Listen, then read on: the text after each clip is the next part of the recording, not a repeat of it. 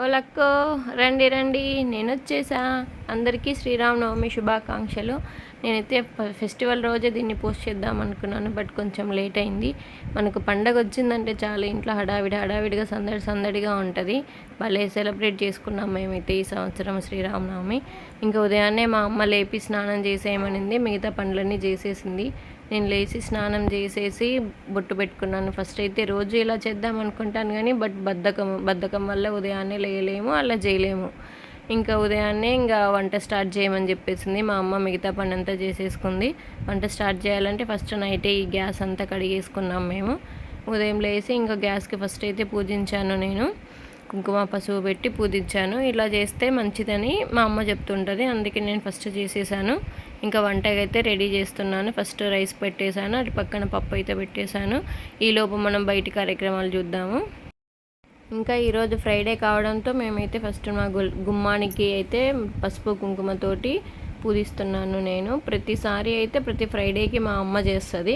Festivals అప్పుడైతే తనకు మిగతా పని ఉంటుంది కాబట్టి ఈరోజైతే నేను చేస్తున్నాను. ఫస్ట్ కొంచెం వాటర్ తడిపేసుకొని పసుపు కుంకుమ పెట్టుకున్నామంటే మన ఇంటి గడపకి లక్ష్మీదేవిని పూజించినట్టు అనమాట. అలాగే ఇంట్లోకి ఏ బ్యాక్టీరియా ఇవన్నీ రాకుండా ఉంటుందని మనకు చెప్తుంటారు. పసుపు అంటే యాంటీబయాటిక్ కదా, అందుకోసమని. గడపకి ఇలా పూజిస్తే ఎంత అందంగా ఉంటుందో, చాలా బాగుంటుంది. ఇంకా నాకు ముగ్గులు వేయడం అంటే చాలా ఇష్టము, కానీ మా అమ్మ ముగ్గేసేసింది కాబట్టి నేను ఇక్కడ వాకిలి ముందు అలంకరించేశాను. ముగ్గు వేసి అందులో కొంచెం కుంకుమ పసుపు కూడా వేశాను. అవును, నేను చాలాసార్లు విన్నాను కుంకుమ పసుపు ముగ్గులో వేయకూడదు అంటారు, బట్ అది వేస్తేనే మంచి లుక్ అనిపిస్తుంది. ఎంత కలర్స్ వేసినా కూడా కుంకుమ పసుపు కొంచెమైనా పడితేనే ఆ లుక్ బాగుంటుంది. ఇంకా ఫైనల్గా పూలు పెట్టేసి నేను ఇలా రెడీ చేశాను గుమ్మాన్ని. ఇంకా లోపు వెళ్ళేసరికి కొంచెం పప్పు ఉడికేసింది, ఆ రైస్ కూడా రెడీ అయింది. నేనైతే ఇవి చేశాను. మా అమ్మ ఇంకా మిగతా వంటలు అయితే మా అమ్మ చేసేసింది, మిగతా వంటలు. ఇంకా నెక్స్ట్ నేనైతే ఇంకా దేవుని దగ్గర పూజకు స్టార్ట్ చేద్దాం అనుకున్నాను. అందుకనే కాళ్ళకు పసుపు పట్టించుకున్నాను. నాకు కాళ్ళకు పసుపు పట్టించుకోవడం అంటే చాలా ఇష్టం. చిన్నప్పుడు ఏదైనా ఫంక్షన్స్కి ఎక్కడికైనా వెళ్ళామంటే పసుపు పట్టిస్తున్నారంటే ముందు నేనే ఉంటాను, నాకు అని. నాకు పసుపు పూసుకోవడం బాగా ఇష్టం. ముత్తైదులు కూడా ఇంకా పూసుకున్నారంటే ఇంకా మంచిది ముత్తైదులకు. ఇంకా పటాల విషయానికి వస్తే మా చెల్లి నైటే కడిగేసింది. ఫ్రైడే రోజు పటాలు కడగకూడదని చెప్పి నైటే కడిగేసి పక్కన పెట్టేసింది. ఇంకా ఈలోపు తను స్నానానికి వెళ్ళింది. నేను తను వచ్చేసరికి ఇంకా ఇలా పటాలన్నీ పెట్టేసి పూలు పెట్టి దాన్ని అలంకరించాను, దేవుడి పటాలని. ఇంకోటి ఏంటంటే మనకు దేవుడి పటాలు ఇంట్లో ఎక్కువ ఉండకూడదు అంటారు. మా వాళ్ళు అయితే అసలు వినరు. ఎక్కువ దేవుడి పటాలు ఎన్ని ఎక్కువ అంటే ఉన్న స్వాములవే మళ్ళీ రిపీటెడ్గా ఎక్కడో ఒక దగ్గరికి వెళ్ళేది మళ్ళీ తీసుకొని వస్తుంటారు. అవి ఎక్కువ అయిపోతుంటాయి. సేమ్ దేవుడే బట్ పటాలు ఎక్కువ ఉంటాయి. సో చాలు, ఇంకా 2-3 పటాలు ఉన్నా చాలు, మనం దానిలోకి పూజించుకున్నా మనకు మంచిగా ఉంటుంది. నేను దేవుణ్ణి అయితే ఇలా పూలతోటి మందారం పూలు, నెక్స్ట్ చామంతి పూలు, మా చెన్నుమల్లె పూలతోటి ఇలా అలంకరించాను. బాగా అనిపించింది. ఇంకా మార్నింగ్ టిఫిన్కి అయితే నేను మటక్కాయ ఫ్రై చేసేసాను. అంటే దేవుడికి ఈలోపు ఏదో ఒకటి తినాలి కదా, అందుకని చెప్పి మటక్కాయ ఫ్రై చేశాను. మా చెల్లి వచ్చేసి ఇంకా చపాతీ కోసం అయితే రెడీ చేస్తూ ఉంది కూర్చొని. ఇంట్లో అందరికీ చపాతీ రెడీ అయినాయి. మా పాప కూడా నేను చేస్తానని చెప్పి వచ్చింది. ఇంకా అవి రౌండ్గా లేవని చెప్పి అట్లా బ్యాంగిల్స్ పెట్టేసి దాన్ని ఒత్తుతూ ఉంది.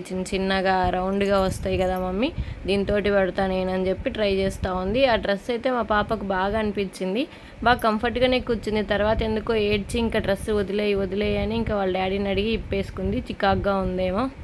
లోపు మా అమ్మ బయటి పని అంతా కంప్లీట్ చేసుకొని వచ్చింది. మామిడాకులు ఎవరో ఇచ్చారంట, కొన్ని ఇచ్చారు. అంటే ఇప్పుడు కాయలు వచ్చే టైం కదా, అందుకనే తక్కువగా తీసుకొచ్చింది.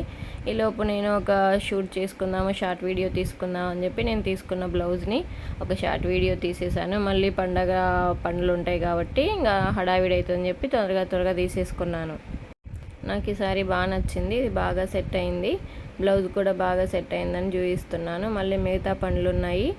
ఇది నేను మొత్తం రెడీ అయిన తర్వాత ఈ షార్ట్ తీసుకున్నాను. దానికి ముందు ఇంకా పూజ అయితే మొదలు పెట్టేశాను అనమాట. ఇంకా దేవుడి కోసము మనం ఇవాళ ప్రసాదం చేయాలంటే ఆల్మోస్ట్ శ్రీరామనవమికి ప్రసాదం పెట్టేది ఏంటంటే పానకము, వడపప్పు, గుగ్గిళ్ళు పడతారు. మేము అయితే గుగ్గిళ్ళు చేయలేదు ఇవాళ. పానకం, వడపప్పు అయితే రెడీ చేస్తున్నాను. కొంచెం బెల్లం తీసుకొని బాగా మెత్తగా దంచేసుకున్నాను.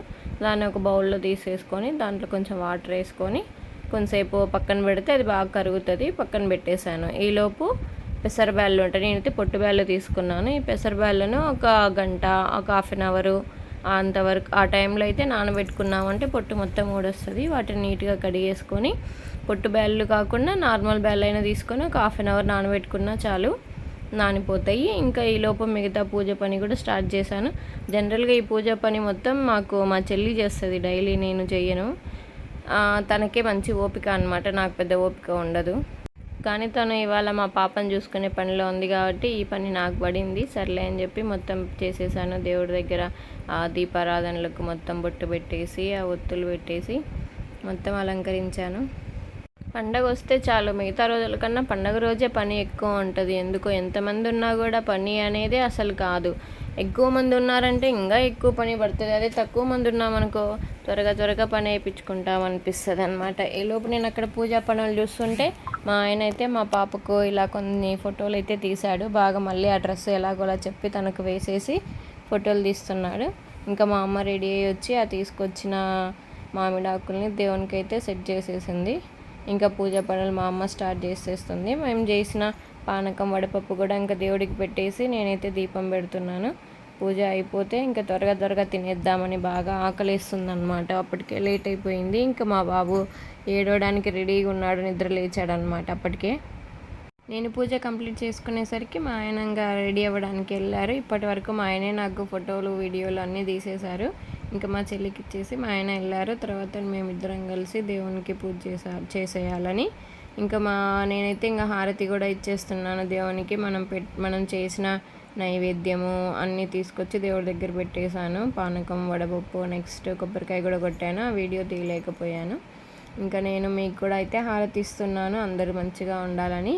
నెక్స్ట్ మా ఆయన నేను ఇద్దరం కలిసి దేవునికి మొక్కున్నాము. మా ఆయన దగ్గర నుంచి బ్లెస్సింగ్స్ తీసుకుంటున్నాను. మా ఆయన షాక్లో ఉన్నాడు, ఎప్పుడు లేనిది ఇదేంటి కొత్తగా అని చెప్పి. అంటే అప్పుడప్పుడు మాత్రమే చేస్తాను, ఎప్పుడూ చేయను.